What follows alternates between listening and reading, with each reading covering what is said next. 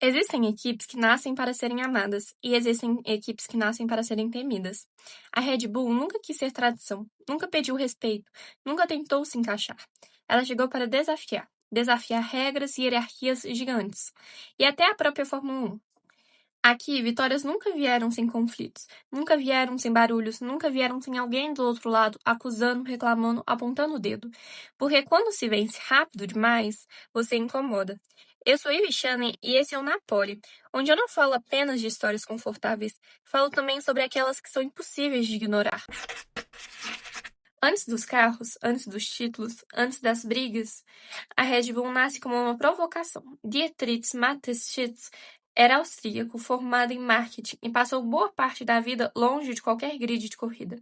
Nos anos 80, durante uma viagem ao sudeste da Ásia, ele conhece uma bebida energética local, muito popular entre caminhoneiros e trabalhadores noturnos. Ele não vê apenas uma bebida, ele vê um conceito. Mateschitz adapta a fórmula, cria uma identidade visual forte, agressiva, jovem e lança a Red Bull na Europa. O lema não era apenas publicidade, era filosofia. Red Bull te dá asas.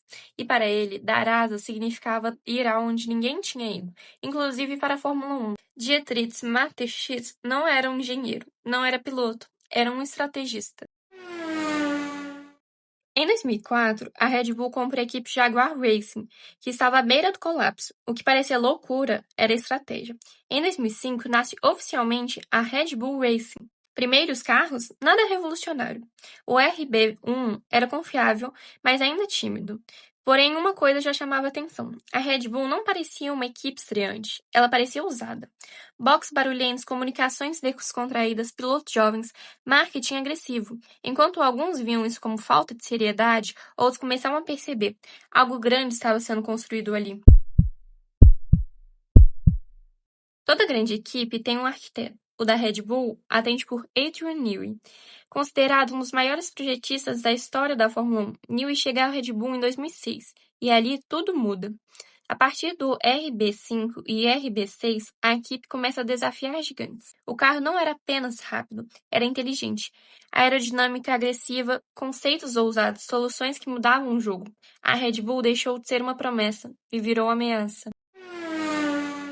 Sebastian Vettel chega jovem, mas corre como veterano. Entre 2010 e 2013, ele não disputa campeonatos, ele os encerra mais cedo. Enquanto outros brigavam por estratégia, Vettel controlava o ritmo. Enquanto rivais sonhavam com reações, a Red Bull já pensava no ano seguinte. 4 títulos seguidos, uma dinastia construída com silêncio e precisão. Mas quando a era híbrida começa, o controle escapa, e a Red Bull entende que precisa de algo diferente. A maior rivalidade da história da Red Bull não foi contra outra equipe, foi entre dois pilotos vestindo o mesmo macacão. Sebastian Vettel e Mark Webber nunca dividiram uma parceria, dividiram um campo de batalha. A tensão existe há anos, disputas roda a roda, toques, desconfianças. Mas tudo explode em 2013 no GP da Malásia. Vettel liderava, Webber vinha atrás e do rádio veio uma ordem clara, codificada, inequívoca. Multi 21. Trocar posições, garantir o resultado, deixar o Webber passar. Vettel ignorou, defendeu, venceu. E naquele momento, algo se quebrou. Não foi só a confiança entre os dois pilotos, foi a ilusão de controle da equipe.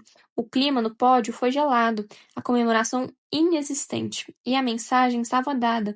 Na Red Bull, nem ordens da equipe seguravam quem quer vencer. O episódio não foi isolado. Anos antes, na Turquia, em 2010, os dois pilotos se tocam, disputando a liderança, 2 carros fora, um alerta ignorado. A Red Bull tenta administrar, falha, porque quando 2 pilotos lutam pelo título, não existe hierarquia que sobreviva intacta.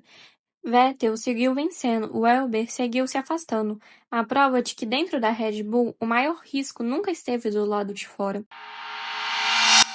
Sem Vettel, sem domínio técnico, a Red Bull entra em um período estranho. Vitórias esporádicas, talento bruto, mas sem continuidade. Até que surge alguém que não queria continuar histórias, queria reescrevê-las. Max Verstappen não surgiu, ele foi construído sob pressão. Filho de Jos Verstappen, ex-piloto de Fórmula 1, Max cresceu sem escolha, não havia plano B, não havia conforto. Enquanto outras crianças tinham infância, Max tinha cronômetro, treino, cobrança. Joyce não queria um filho que competisse, queria um filho que vencesse, porque para ele, segundo lugar sempre seria o primeiro lugar dos perdedores. E assim moldou algo raro e perigoso. Max entrou na Fórmula 1 com 17 anos, sem medo, sem reverência, sem pedir permissão. Ele não respeitava nomes, ele respeitava tempos de volta. Quando a Red Bull colocou o Max no carro, muita gente chamou de irresponsabilidade, mas a Red Bull sempre enxergou algo diferente. A agressividade não era defeito, era matéria-prima.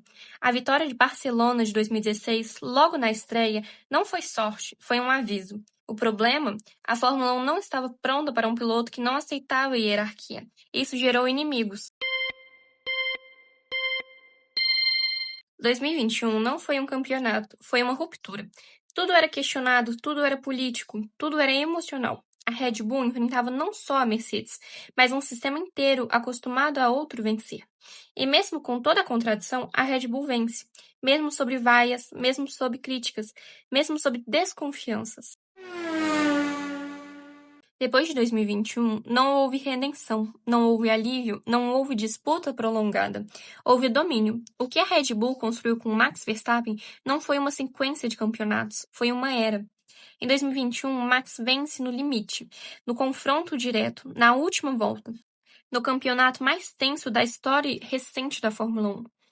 Mas aquele título não cria um herói, ele cria algo perigoso. Confiança absoluta.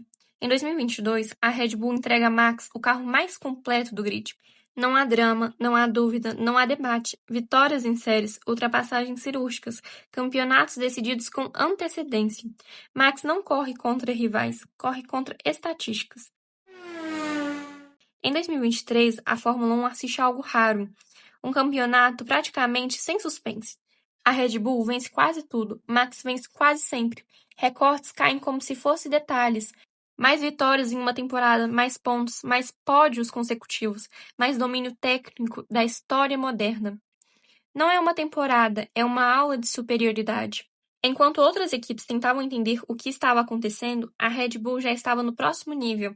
E Max já não disputava títulos, ele os administrava. Em 2024, o quarto título vem com algo novo, maturidade absoluta. Não é mais só agressividade, não é mais só velocidade, é leitura da corrida, é controle emocional, é liderança silenciosa. Max não precisa provar nada, ele executa. 4 títulos, 4 temporadas consecutivas, 4 versões do mesmo piloto. Cada vez mais completo, mais frio, mais inalcançável. Nesse ponto, algo muda. Max Verstappen deixa de ser apenas o rosto da Red Bull. Ele vira parte do sistema. O carro é pensado para ele, a equipe gira ao redor do estilo dele, a filosofia se alinha à mentalidade dele. Não existe mais adaptação, existe simbiose. A Red Bull não controla Max, Max não controla a Red Bull. Eles funcionam juntos, como uma engrenagem criada para esmagar qualquer tentativa de reação. Esses títulos não são apenas números, eles representam algo que a Fórmula 1 raramente aceita. Quem chega rápido demais obriga o esporte a se reorganizar. A Red Bull quebrou ciclos, quebrou hegemonias, quebrou a ideia de que tradição vence sozinha. E Max Verstappen se torna o piloto que todo grid teme ao enfrentar, porque ele não corre para agradar, ele corre para ganhar, sempre.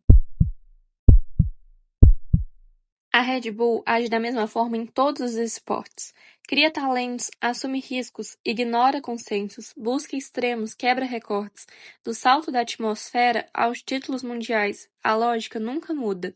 Não é sobre competir, é sobre ir além do limite humano. A Fórmula 1 nunca foi um esporte gentil. Ela não premia quem tenta, não espera quem aprende e não perdoa quem hesita. Na Fórmula 1 existe uma verdade brutal, simples e definida. Ou você é o melhor do mundo, ou você será esmagado por ele. E talvez, só talvez, a Red Bull tenha sido a primeira equipe a entender isso por completo. Ela não entrou para competir, entrou para sobreviver num ambiente que destrói sonhos, reputações e legados. Entrou sabendo que cada erro custa milhões e cada fraqueza é explorada sem piedade. A Red Bull vence porque aceitou algo que muitos recusam. Não existe espaço para conforto no topo. Vettel aprendeu isso, Ricardo sentiu isso, Hamilton enfrentou isso e Max Verstappen se tornou isso. Um piloto que não pede espaço, uma equipe que não pede desculpas, um projeto que não busca aprovação. Porque na Fórmula 1, respeito não se negocia, se impõe, e talvez seja por isso que a Red Bull incomoda tanto. Ela não romantiza o esporte, ela revela o que ele realmente é. Se você ouviu esse episódio até aqui, meu muito obrigada. Obrigada por dividir seu tempo, obrigada por sentir cada curva dessa história, obrigada por entender que a Fórmula 1 vai muito além de carros rápidos. Esse é o Napoli, não é só sobre vencer, é sobre mentalidade, conflitos, coragem. Esse foi o terceiro episódio do Mais Que Uma Logo, onde nos aprofundamos em cada uma das equipes do grid, da sua origem, passando pelo criador, pilotos que marcaram a equipe e a sua atuação atual na Fórmula 1. O Napoli é um lugar para quem entende que, no limite, só os fortes continuam acelerando. Me conte aqui o que você achou e deixe a sugestão para o próximo vídeo. Até a próxima volta!